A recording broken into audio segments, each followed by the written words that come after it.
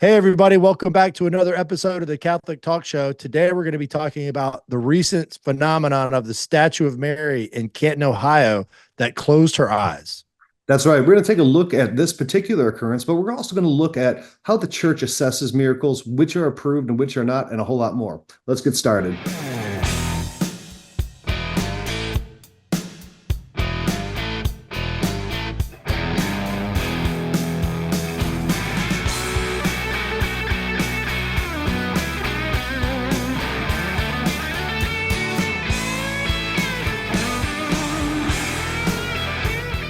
All right, so we're not just going to look at this story, as Ryan said. We're going to talk a little bit about this Our Lady of Fatima statue, its history, its origin, what the church teaches about phenomenons like this, and how we can integrate this into our faith as private revelation to this woman. That's right. In Catholicism, there's kind of there's a real focus on miracles and these phenomenons, especially around Mary. But it's something that I would say that we need to be careful about and really have a spirit of discernment towards, because there has been hoaxes, there's been fakes, there's been things that have been misinterpreted too. So every time somebody makes a claim, we can't just jump off and say, wow, this is a miraculous occurrence, because that poses a few dangers. One, it can dilute the truth of the situation and make people believe things that are contrary to the church or harmful to their spirituality when it ultimately is exposed. Secondly, I think it's important to mention that Catholics are not beholden to accept any extra from the deposit of faith miracles. No private revelation, no even Fatima, or Our Lady of Lourdes.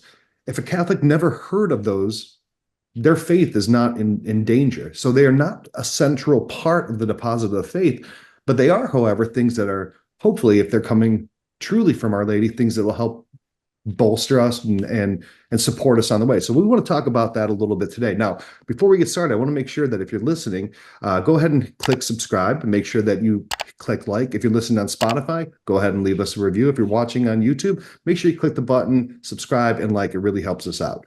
So Ryan, let's talk a little bit about this statue thing that happened down in, well, really just about 35 minutes from my house. So, Ryan, you and I went to Fatima together, and it was awesome. Remember, we were in the rain, we're in the courtyard of the basilica there, and you're carrying the statue around in that candlelit procession.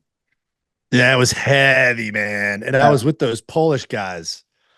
And I told them the only Polish I learned from a seminarian, and they were laughing their fannies off. It was pretty funny. I won't repeat what I said. So like this is kind of a hot take, right? Because we're just learning about this now. And Ryan and I thought, what a great opportunity to sort of bring this up in the context of the church, just help educate and reinforce what the church has always taught about phenomenon like this. One thing, before my conversion, I remember somewhere in Tampa, somebody like grilled cheese or something. And it was like an image. Yeah, like grilled cheeses. And I was just laughing, like, what am I supposed to do with this? And I think a lot of us, to some degree look at it. And to me, I didn't think this woman had a reason to lie. And yes, Mary does things like this. She's done it before in South America. So, what does this mean? Is it just a cool thing, or, how does the church relate to it? And, I looked at it, I just thought it was beautiful. It was private revelation, but there's a little bit more to unpack there. Sure. So let's get into this particular instance that happened down in Ohio here. So a statue, which is one of the original statues, was that at the Basilica of Fatima. It was commissioned in 1947, and there's this apostolate called the Blue Army, and they have what's called as the International Pilgrim Statue. So they take this statue that used to be at Fatima, and they tour around and then bring it to different churches so people can go and pray and seek intercession. So the Blue Army had brought this. It's on on a pilgrimage, they call it right now, and it was in a church called the Basilica of St. John the Baptist in Ohio here. And a woman, her name is Connie Liptak. And according to the reports, she said that she was sitting there praying before the statue all day, and she just decided to take a picture. And the first picture, the statue is as it's always been.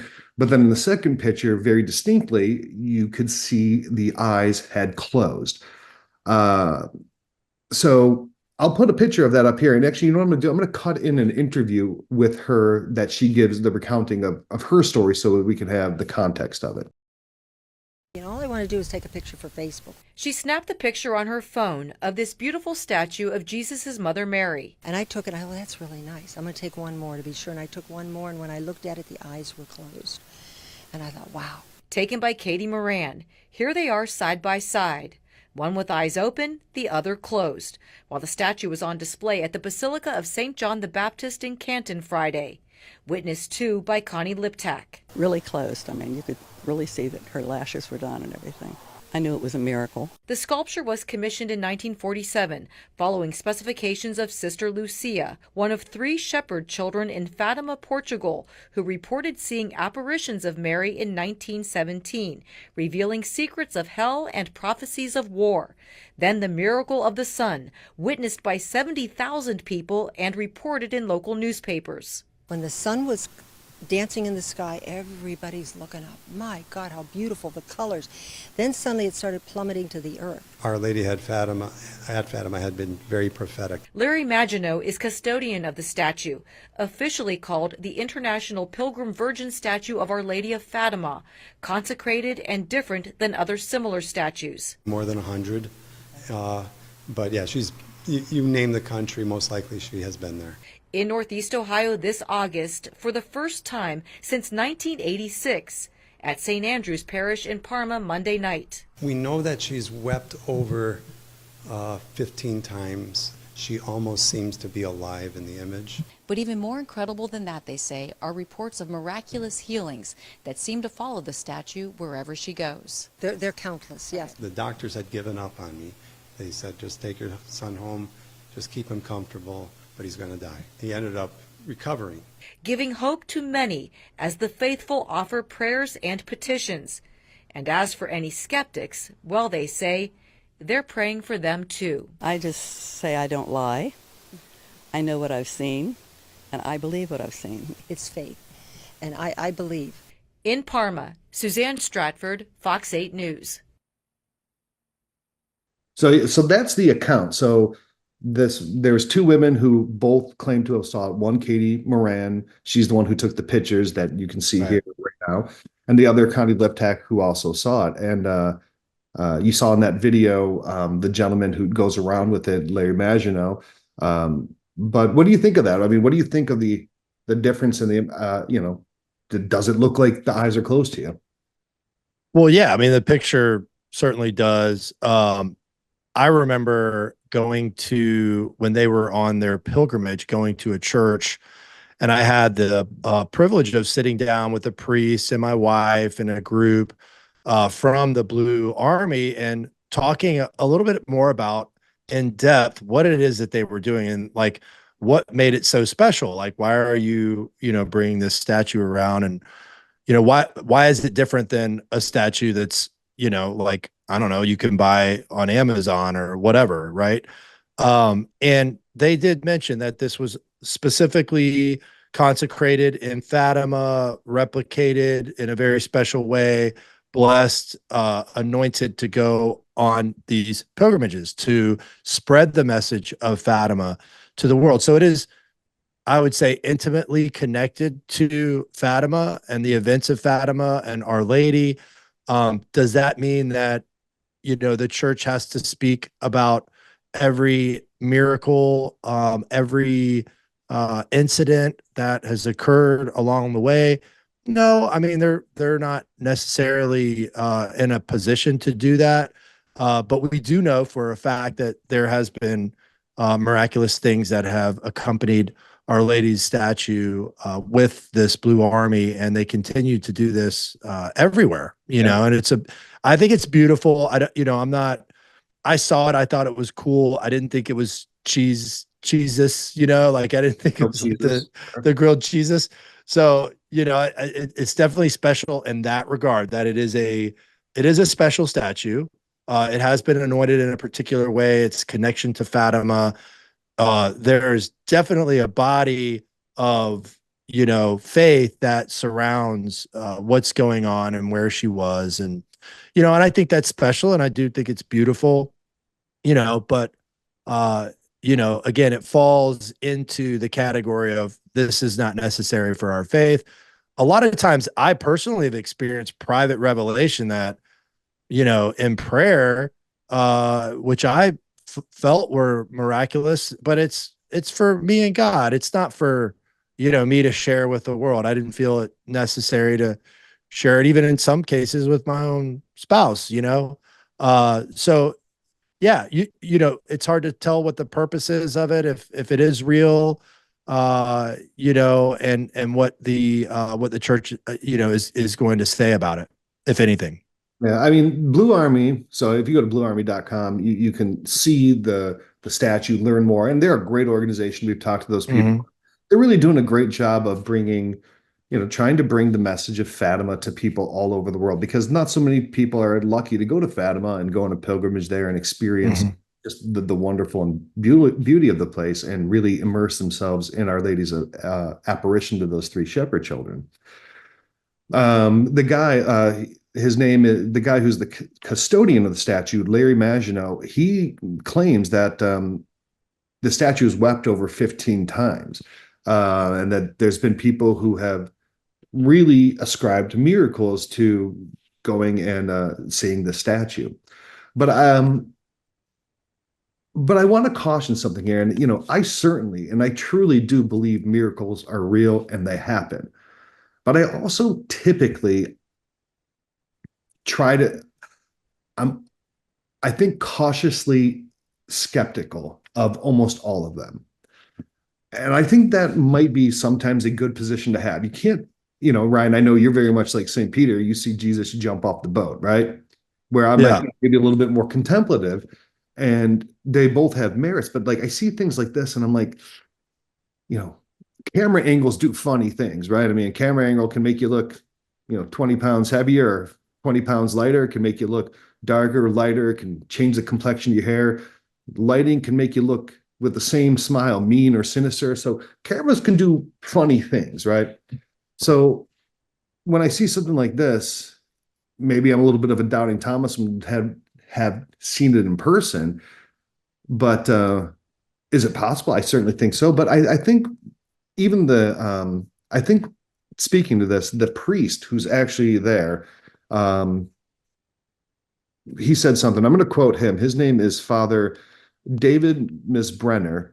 He's the pastor at the Basilica of St. John the Baptist, where they claim the miracle happened. And he has doubts. He said, I'm a little bit skeptical of such things, and the church is very cautious with such things. Anything can happen with a camera. My take is that if anyone benefited spiritually or physically, it did its job. And I think that's a pretty common approach the church takes towards maybe more private revelations and maybe less well-known things. It's like, we don't have to go and issue a ruling saying that Mary certainly appeared here. Sometimes it's like, that's for you, like Ryan, like you said, that's between you and God. And because if the church goes out and starts saying, yes, that's a miracle, and it was a fraud, and because there is people who have done frauds. Like there was a very famous one where in Italy, someone was saying that a statue of Padre Pio was crying blood, and then they did tests and they found out the woman who made the claims it was her own blood, right? It happens. People do this for all different kinds of reasons to get notoriety. Maybe they really believe it. Maybe they subconsciously participate. Who knows why they do it? Now, these two women seem very sincere, and I have no reason to believe they're making this story up. Right. But just from those photos, it's hard to tell. And I don't think this is something the church would give a definitive ruling on. It's probably not really within the purview or the scope of what they want to definitively define. But like the pastor or like the priest said down there, he's like, look, if it's helping someone spiritually or physically, then it did its job. Now, how do you define it? That's, what good, how do you define good? That gets into a whole nother can of worms. But what's your take on things like this, Ryan? Like, what's your natural position towards things like this? Yeah, my natural position is, it's neither here nor there. It's just, it is what it is. The church, like even with somebody that that is in heaven, right, that they're trying to look in to be a saint. I've been privileged to see the process go with Father Paul Watson. Like, this is done with a lot of care, a lot of research, a lot of interviews. The amount of time that the church has to spend just to validate miracles with saints and go through interviews with people and look at tons of documents in most cases, like, that's a lot of effort. So I think, practically speaking, it's like, we've got a couple pictures here, we've got some people that saw this, and it's beautiful, and I think that's great, like, if that's actually what happened. But the reality is, the execution of examining this is well beyond the scope of what anybody could possibly do in that particular situation. And the other side of it is the fruit.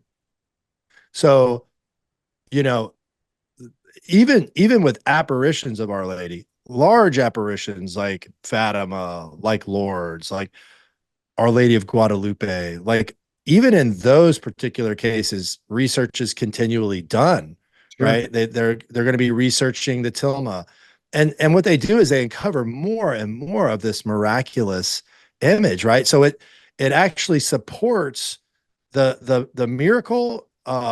Spiritually, the church has grown to embrace it through the fruit that it's given to the church and to those who have experienced Our Lady through a particular apparition, going on and on throughout history. So the church will never declare, something unless they're very certain about it.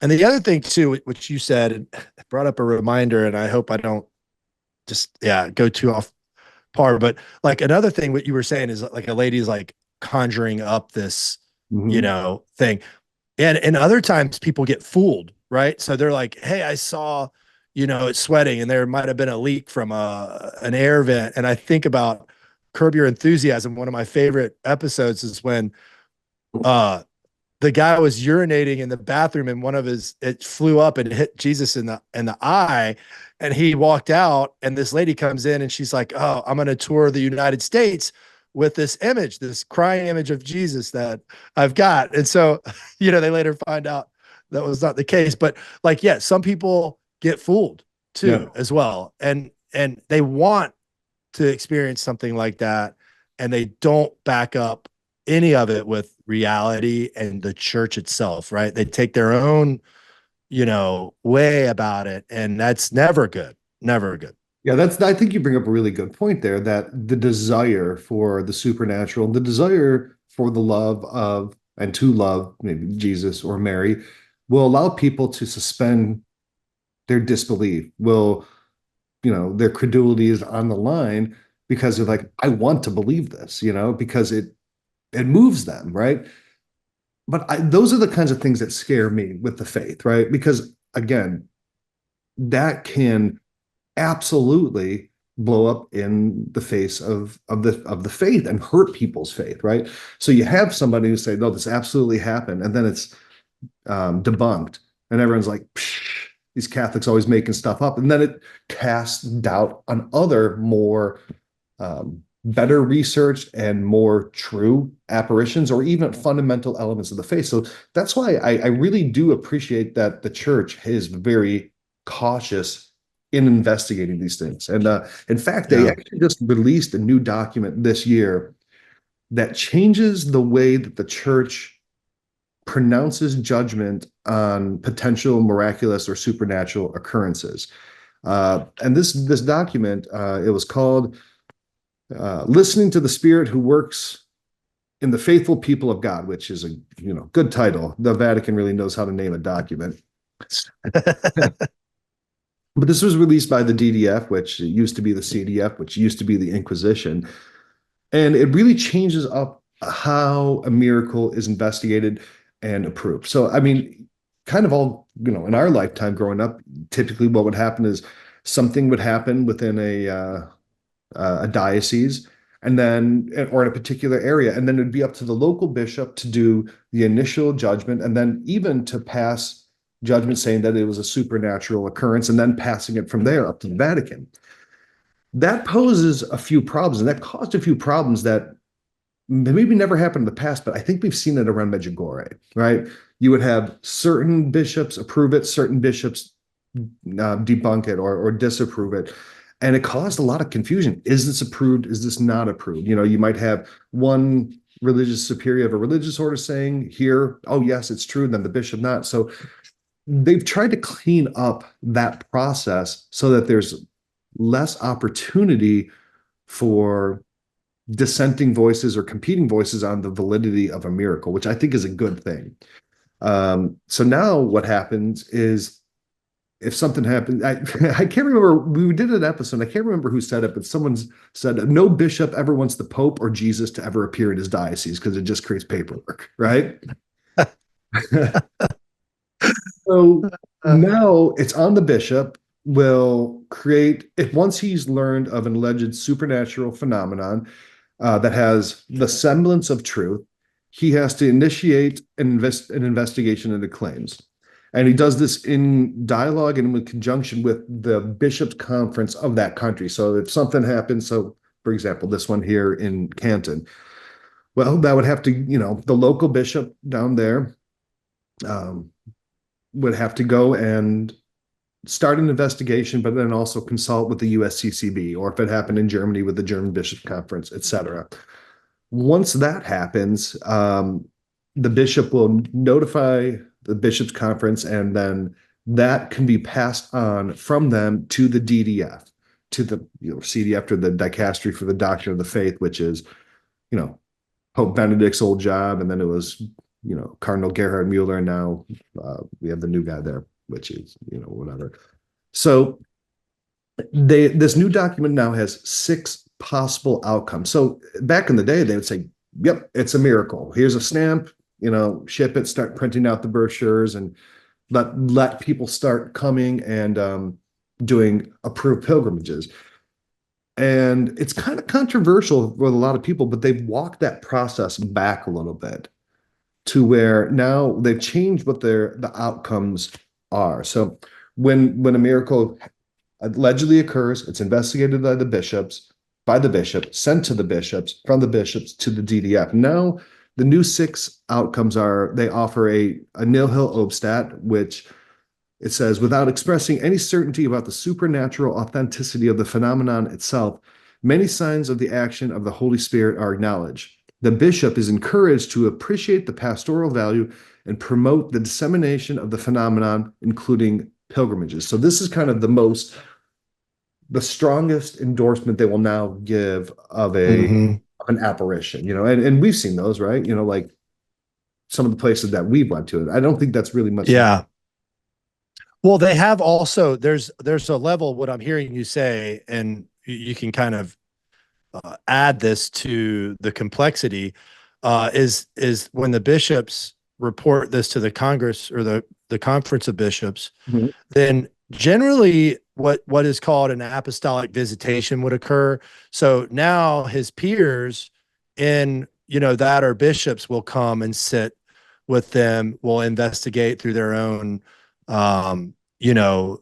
their own set of eyes, their own set of, and they would critique what's transpired. And this is a very good thing because they're your brother bishops, and now you're looking at collegiality as a force and a layer to object to something in ways that you would not have objected before. It's kind of like when you're going to do something, big as a business, you have a steering committee, you have a board of directors with all these different gifts. Well, that's also a part of it. And to get to that point, and many times could take years, if not decades, millennium. It's not a standard practice to just throw things into the church and say, yeah, come on, bring your swim trunks. We got a real nice Days Inn down the street, Okay, so the next level of potential outcome, and my Latin is as good as my interior decorating, as you can see in my new office here. It's praeoculus habitor, which means keep in mind, essentially. So then this one is, although important positive signs are recognized, some aspects of confusion or potential risks are also perceived that require the diocesan bishop to engage in a careful discernment and dialogue with the recipients of a given spiritual experience. If there are writings, messages, doctrinal clarification may be necessary. So I think this would be a pretty good parallel to say what's happened in Medjugorje, because there's so many direct messages from Mary allegedly. And I think one of the reasons that that case has never been able to be closed is because it's still ongoing, right? I mean, every Tuesday she shows up and gives a new message. It's like Mary's personal blog. But so this is kind of like, hey, this looks pretty good. It looks like there's a lot of really good spiritual fruits coming from it, but some of the stuff really needs to be sifted through, because there's maybe a more complex situation than, hey, the son danced. Okay, well, that's what it is. Now this might have maybe a communication that needs some theological unpacking. Right. And I think you're bringing up a really good point. I don't, in the case of Medjugorje and a lot of other instances, I don't think there's any doubt that people witness certain things that are supernatural or even miraculous. It's kind of hard to hide from a dancing sun, right? Yep. So, in a case of Medjugorje, you have that, and that's beautiful and it's amazing, but the church doesn't say, all right, well, if the sun's dancing, then, there's something good going on here.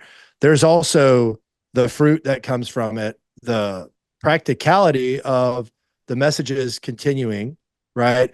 There's a look at the internal structures of politics between the dioceses.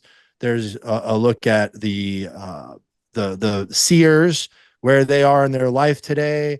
Like, all of these things are coming into play. And I think a lot of people, in the case of Medjugorje, which I think is a really good example to bring up for this episode. Sure. In the case of that, you can still go there and have an experience, and a lot of people's lives have been changed. Absolutely. But for the church to get behind it, there has to be something that is steady and fruitful, and that they can pinpoint to say, this is the purpose of this apparition. And I think that is one of the things that has kept them from it, among obviously other things. But does that mean you can't go, or does that even mean that it's not bearing fruit in the church? The idea of that is, for the beholder, it's private revelation, it's going somewhere. And we've done that. We've been places on our pilgrimages where, the church isn't, putting a stamp on something, but we've gone there and had terrific experiences. Yep. And then the more we read this document, the more it really seems to me to be a response to situations, or specifically to Medjugorje, because that is, such a large and widely known apparition, but still isn't so much kind of a interesting. So you think this document kind of serves in a way to instruct people on their process a little bit more? I would say it's either directly in response to Medjugorje, or Medjugorje has brought up these types of things. Right. Hey guys, this is kind of a new water here. We need to start addressing this in a different way. So the third way, and I'll burn through these a little bit quicker here. The third way is called curator, which various significant critical elements are noted, but the phenomenon is already spread widely, and verifiable spiritual fruits are connected to it. Therefore, a ban could upset the faithful, so it is not recommended, but the local bishop is advised not to encourage the phenomenon. Sounds like, again, to me, Medjugorje, right? Look, it's already, everyone likes it, but it's like, there's a lot of issues here. So if the bishop just comes out and says, nope, Medjugorje is not good, well, I mean, that causes potential for schism, or it causes, splinter groups, or it causes distrust, or, you might have somebody who has a completely profound spiritual experience and they've devoted their life to this apparition, and the bishop comes out and says no, well, that could really damage someone. So there's a little bit of a pastoral awareness, I think, in this curator of these options here. Yeah. And I mean, even like a microcosm of something is, somebody experiences something in prayer and they're like, hey, God really wants me to do something.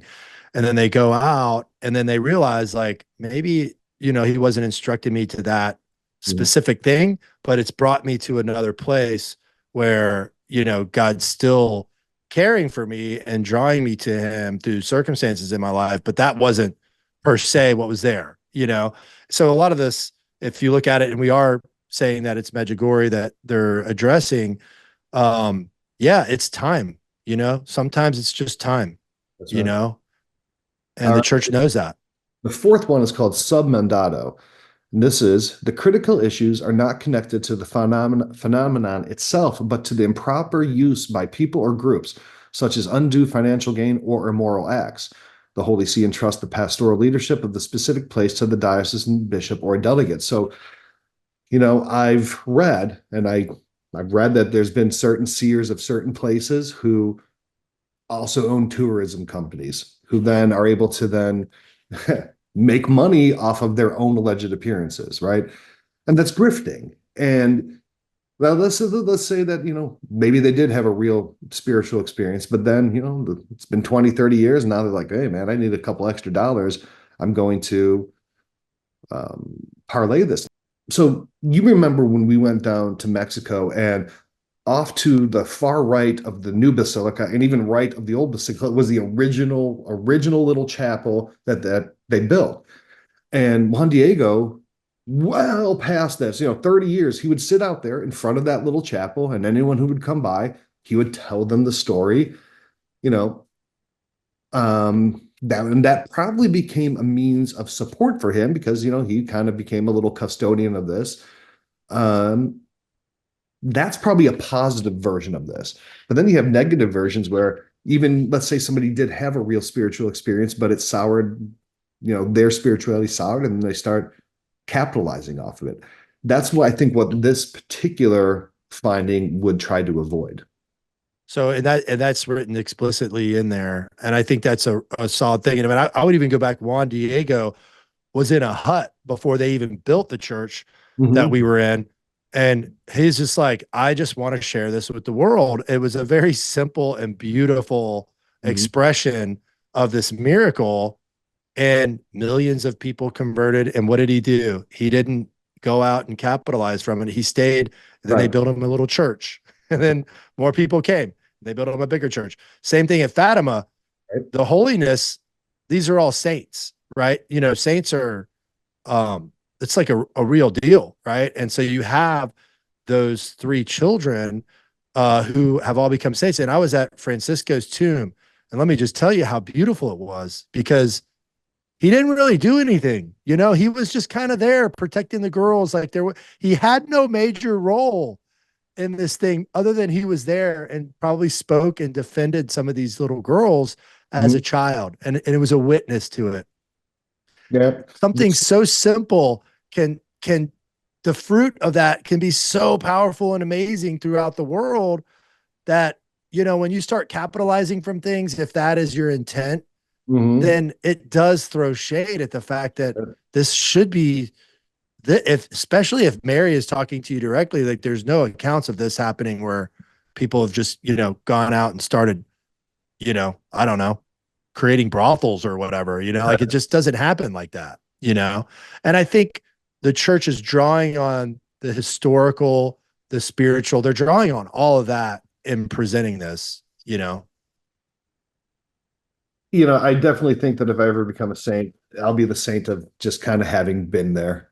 I didn't really do anything. I was just kind of there. It's so funny. And his tomb was beautiful. His soul was yeah, beautiful. I loved holding how he was up in the tree with the little bird and everything. That was really, that really moved me deeply. All right. What an amazing kid.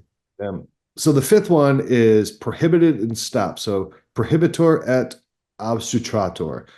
Despite various positive elements, the critical issues and risks associated with this phenomenon appear to be very serious.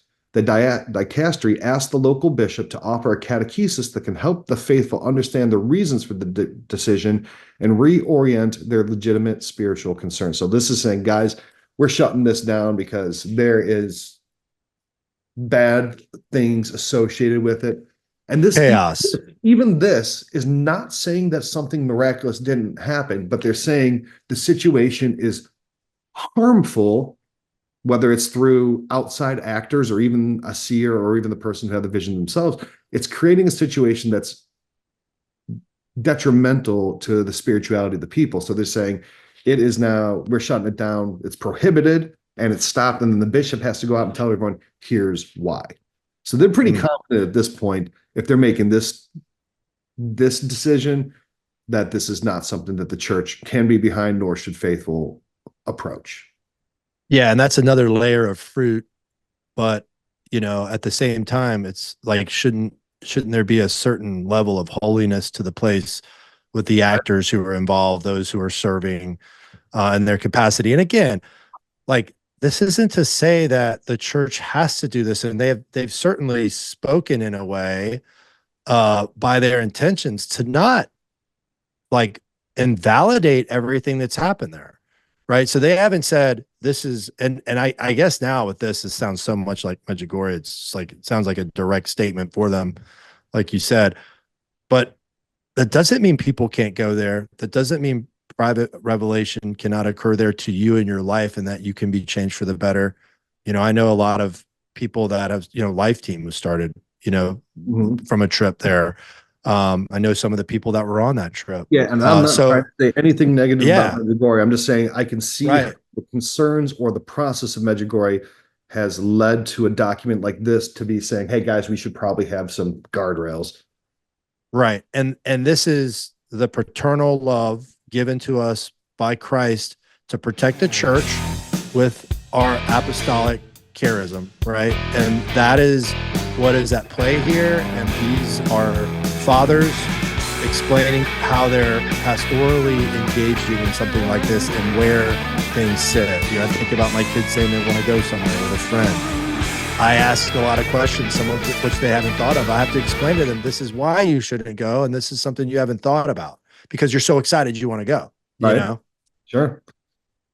All right, so let's go to this last one here, and this is the declaration of non-supernaturality, and this is them saying this is a fraud, and this is, and all the other ones they're saying, hey, maybe not, or yes, but in this one they're saying, no way, this didn't happen. So there's definitive proof that there's nothing miraculous. So those are the new 6 steps. Now, this replaced the document that had been issued in 1978, and which had also codified longer teaching of the church. But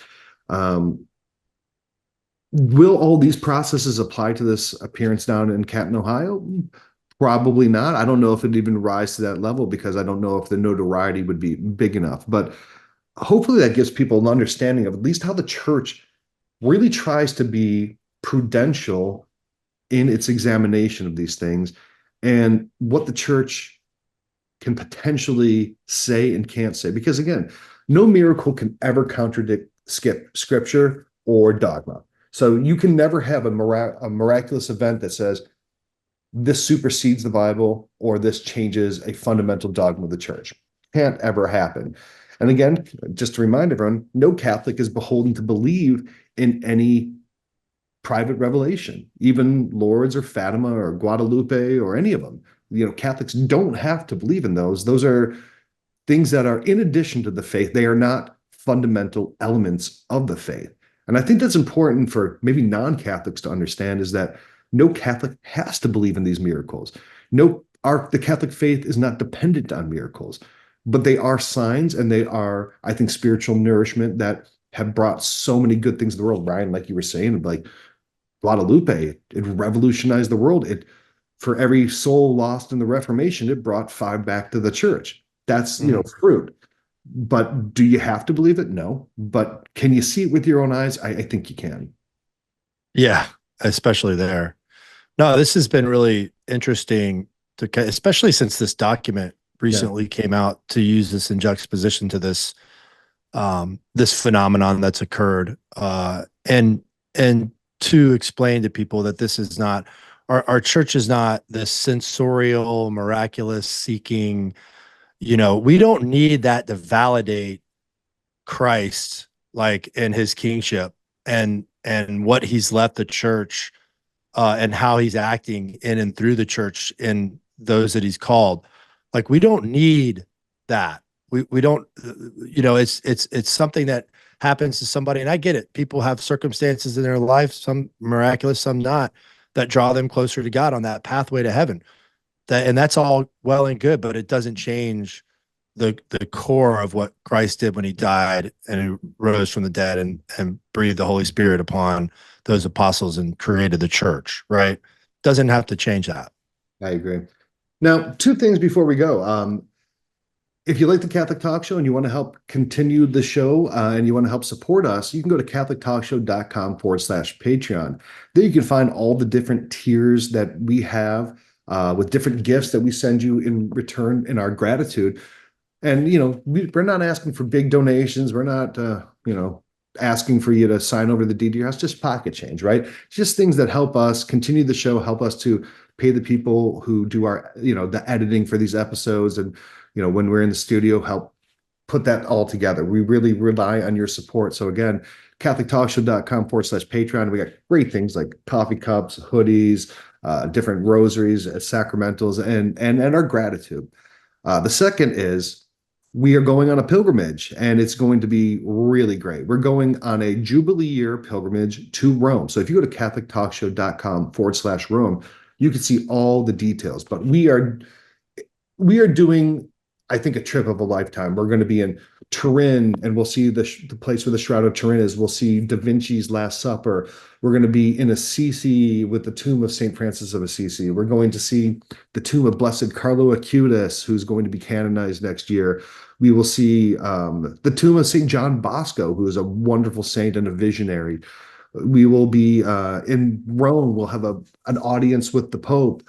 We will see the 4 major basilicas of Rome and go through the holy doors of all the basilicas in Rome in a holy year. We'll see relics of the true cross and of the crucifixion. We'll see the relics of Peter and Paul. This trip is going to be absolutely amazing. It's going to be Ryan, myself, and Father Tetlow, who's going to be going on this trip. And if you went on a pilgrimage before, I think you know how we do it. We have a lot of fun. We pray hard. We play hard. And they're trips that we've created lifelong friendships, Ryan. Yeah. And there is something that might be occurring that we did not know, and it's very providential. And I'm going to do a little bit more research on it, but it has to do with Blessed Carlos Acutis and his tomb and his canonization. So I've got some sisters in Rome that I'm speaking to, and then somebody who's a custodian of his relics here in the United States. We just might be there at a very special time. So there's a lot of really cool stuff going on. And Blessed Carlos has reached out to my family. My daughter has spent time with him. I have spent time with him. He has definitely introduced himself to us in a very powerful way, knowing that he's praying for Jen and our family. It's been a very beautiful engagement there. So yeah, a lot of grace surrounding this trip too, not just the sights and the prayers and having fun, but there's some providential things we're going to be looking into a little bit deeper. I just think God's all over this trip, Right. So it's catholictalkshow.com/Rome. There's going to be a very limited amount of people that we can take with us because everyone's trying to go to Rome and Italy next year because of the Jubilee. Yeah. So make sure you sign up now. There's a lot of great affordable packages, and we'd love to travel with you. So yeah, Ryan, I think this episode was helpful. I mean, was this a really cool occurrence? I'll tell you, in truth, I'm going to go see that statue here now in a couple of days. Cool. So me and you are praying that novena that we asked all of our audience to pray for yourself, myself, and for Father Rich. And that novena ends on the day where that statue will be in a church by me. So that's going to be the culmination of that Immaculate Heart novena that we're praying together and with our audience and for our audience. So you going to make a grilled cheese for dinner? They have a toaster. They have a toaster that'll put an image of Jesus on your toast. And I know, I saw that. If I was a less scrupulous man, I could definitely go and drop that off at a bunch of old church ladies' houses and cause a ruckus. But I would never do that. But yeah, so I'm going to go see that statue because, this story obviously piqued my interest. And do I want it to be true? Absolutely. Do I know it to be true? I have no clue. But does it speak to the power of, of the faith? I think so. And is it bringing about good spiritual things? I really do hope so as well. So that's my take on it. Yeah. Thank you guys all for listening. we'll see you next week and let you guys decide for yourself.